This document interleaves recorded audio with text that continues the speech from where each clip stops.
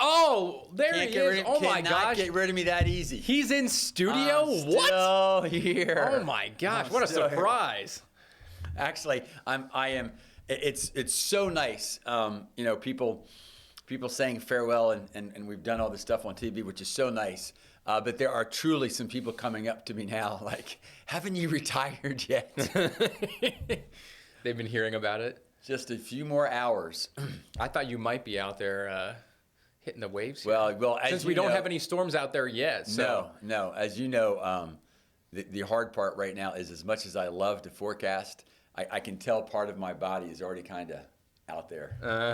I have no doubt. It's up to you. It's up to you guys. Yeah. Well, if we go back, if Toby flips it back, I believe the next picture I have, it looked great out at the beach. A little bit of a different story. If you look up north, it's improved at least a bit. Yeah. This is a live look out of Macon. Oh, wow. Okay. And when I had first pulled this camera up, you couldn't even see the city. Wow. Torrential rains.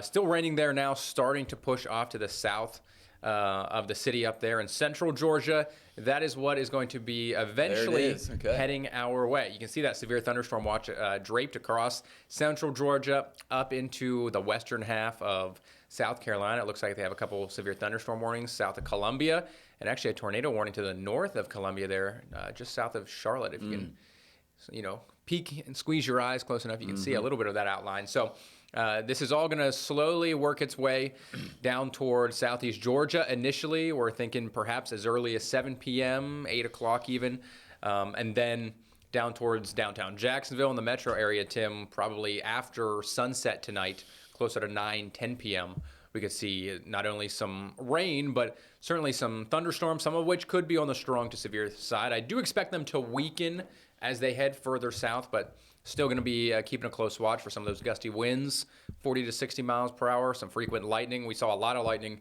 in yesterday's storm, so I think everything is still on the table for now at least. Yeah, this is the front that we've been talking about all week long, and we're not forgetting about you folks in Northeast Florida. There are some showers in the moisture just because of the heat of the day moving from west to east. Might even be, there's even some lightning there south of St. Augustine.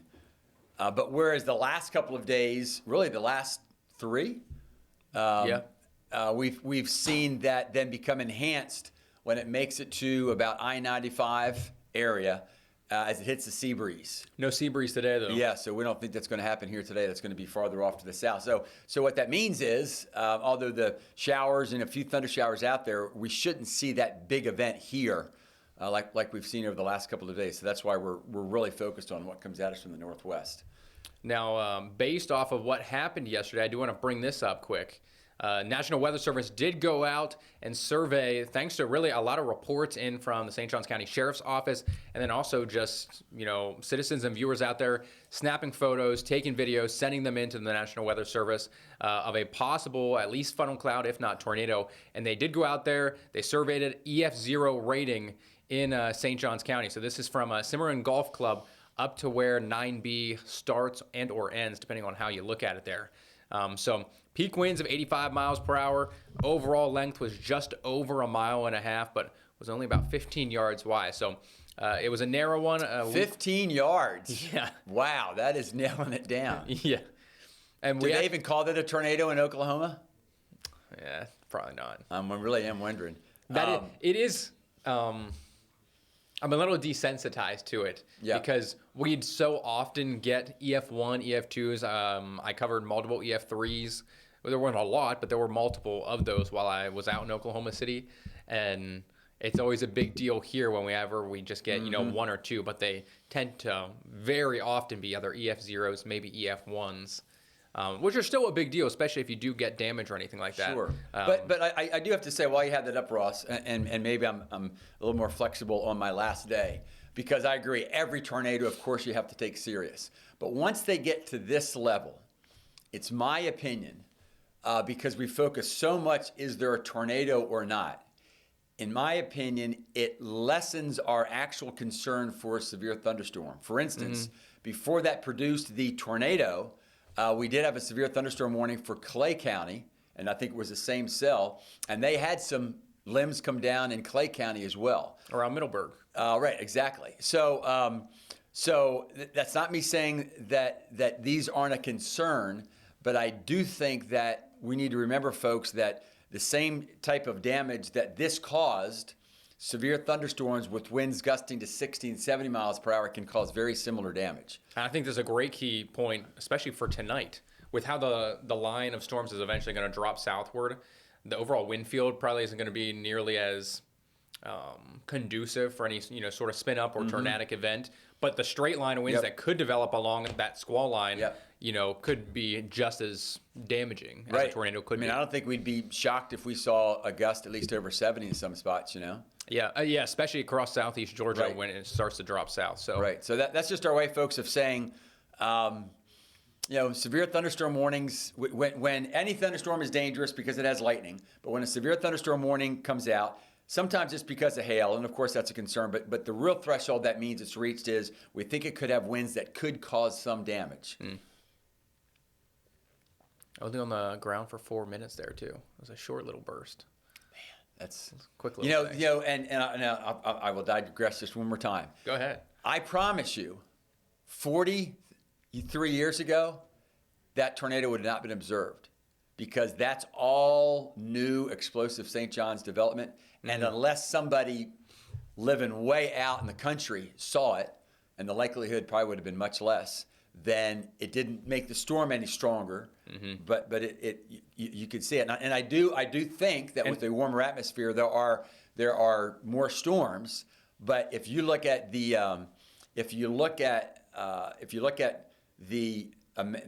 increase of observed tornadoes in Florida over the last 50 years, it's about 10% every decade. And you track the population increase, it's pretty similar. Or another way to say it is directly related. Yeah, I think 50 years ago, Florida was maybe ranked ninth. Whoops, sorry about that. Maybe ranked 9th or 10th as far as tornadoes. And now typically we have like the third highest amount as an average per year. And I think some of that is just plain people are seeing them. Yeah, seeing them more. Yeah. Well, the other thing, and not to throw any shade on the National Weather Service, because I think they do a great job, but that also wasn't a tornado-warned storm. As you said, they were much more concerned about the severe thunderstorm risk within it. And I think that's a pretty common theme, that there are these small little funnels, or, if it does touch the ground, it becomes a tornado. I think there are a lot more of those than we actually realize at times. Yeah. And I think they just happen so fast that sometimes the radar scans aren't quick enough to pick them up and things of that nature. Agreed. And I think especially in this moist environment where 90% of the signatures are EF0s or EF1s, that can almost get lost in just the intense precipitation event. Yeah. All right. Well, we'll stop talking about last night. Let's talk about now tonight. All of us included in that level 1 out of 5 marginal risk for severe weather. And the northern parts of all of Pierce County, Brandley County, and Glenn County, included in that level 2 out of 5 slight risk, as that broken line of storms makes its way or marches its way southward down toward the first coast later tonight. So the overall risks are very similar to what we've seen the last several days. It's just the setup and where the storms are coming from are going to be a little bit different. But you notice well off to the north, and I do have this kind of broken down by category, significant severe weather for some areas that don't often see it. You have that enhanced area all the way from eastern Georgia up to Raleigh, North Carolina. They have a heightened tornado risk even further north of that. So the Delmarva, up by where Tim was originally born. Very good. Also included in that 5% area for tornadoes. So D.C., Philadelphia, Wilmington, Dover, west sides of Hampton Roads and Norfolk included in that, Richmond even. So those are some areas that don't often get put in a 5% area for tornadoes. So they are going to be watching that tonight. Further south of there, we're still talking about the wind risk and an isolated hail risk as well. I don't expect that to be a big concern here, perhaps to if not penny-sized hail. But pretty much from Charlotte up to Washington, D.C., they could still see some quarter-sized hail in some of those thunderstorms that are currently happening and will continue to take place here throughout the rest of tonight. So Locally, for us here on the First Coast, weather impact alert is in effect. We've talked about this the last several days. We've pretty much called Friday as a weather impact day about 3 days ago now. And so pretty much from now up until midnight at least, we're going to be, watching and waiting for those storms to come on through. So let's take a look at the Futurecast, Tim. Here it is, 7 p.m. I think this model might be, it was a tad bit slow earlier. We'll see if it started to come a little bit closer to maybe our overall thinking. But there's 7, let's say even 8 o'clock, storms making their way into southeast Georgia and then heading down toward the state line after sunset, closer to 9, perhaps even 10 p.m., reaching the back door, the doorstep of the downtown Jacksonville and Duval County here. I'm developing confidence with it, especially because at that hour we're not so concerned about what kind of enhancement will there be when it's hitting the sea breeze, right? Because it's not going to be there, so it's way more of a synoptic type event. You probably didn't know this. I was just checking with the Severe Storms Forecast Office, and yeah, they moved the next areas of where they expect watches to go no farther south than Savannah. Okay. Yeah, at least doesn't so mean they moved it eastward, right? But not south. In fact, pretty much their 2 new areas they're watching are the exact areas you talked about where it's headed. Okay. Where that enhanced risk is going to be and all that. Right. Yeah. So it doesn't mean that we're not going to get any, but at least right now they're focusing with the worst of that more headed east and southeast. But still, it does look like, folks, we're going to have a punch, and especially with it happening overnight, I think sometimes that adds a little more concern. On the other hand, most of us will probably be inside. I know Ross will be here at least through 11 watching it, and later if he has to. But it does, certainly this new model supports your thinking that it'll weaken as it has less heat to work with. Yeah, that's what we're anticipating at least. So hopefully by 1 a.m., 2 a.m. at the latest, all of this starts to push really south of St. Johns County and begins to weaken pretty substantially there. So now, you know what I was wondering, can you go back there just a second? Yeah. I was wondering though, as we got toward the early morning hours, would that flow off the Gulf kind of reignite cause sort of re-enhancement? And I think the models kind of go for that. If you look at just the last couple of as it heads down toward I-4. Yeah, there you go. Okay. So St. Augustine, Gainesville, Palm Coast, maybe at least as far as rain, they'll get sort of re-enhanced just before not necessarily dawn. A severe risk, but right. Overall rain totals and right. rain rate. Yep. Bringing in some of those higher dew points, at least for a brief period of time. But that's certainly, that timing certainly supports the idea that by dawn, that stuff is that's a Central Florida event and it moving out of here. There you go. Yeah, so this is just kind of another way to look at it. If I didn't time it out perfectly for you, you can look at it graphically here, 7 to 10 for most of southeast Georgia. From the state line, south down through Baker, Clay County, most of Nassau, Duval even. We're thinking more so about 8 p.m. to midnight, at least for the worst of the storms. There might still be some lingering showers on the back side of it, but that's overall the worst. And then after 11 o'clock for folks down in Palatka, southern half of St. John's, Flagler, it'll be a little bit more of a overnight event for many of you in an early morning with regards to the rainfall tomorrow.